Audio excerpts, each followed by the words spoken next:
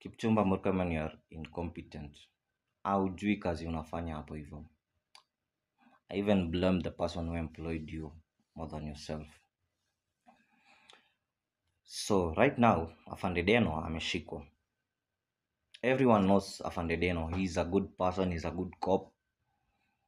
He was doing his things around Nairobi. You guys transferred him to a hardship area because he was a good cop.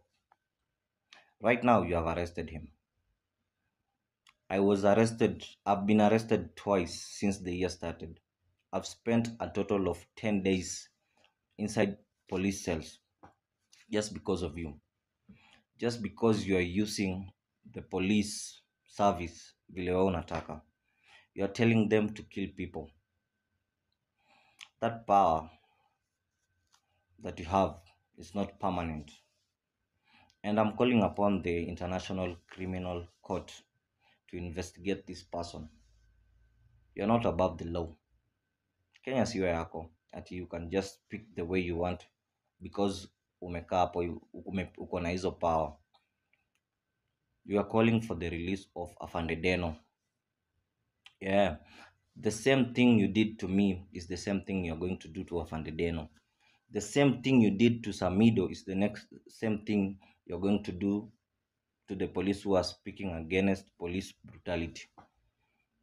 I'm urging all the police wenye wako na roho mzuri, come out.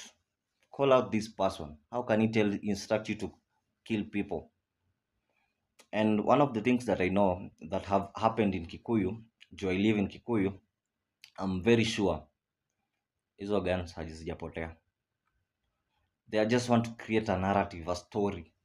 Ati binduki zimepotea nini. No, I'm sure binduki zijapotea hapo hivyo. But you guys are just trying to create a story.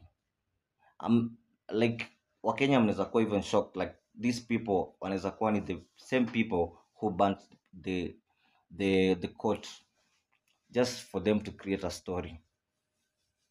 Kipchumba Murkomen, we are watching you. And this is not your country. Utanifunga mimi leo, another one will come. Utafunga Afande Deno leo, another one will come. Yeah. Free Afande.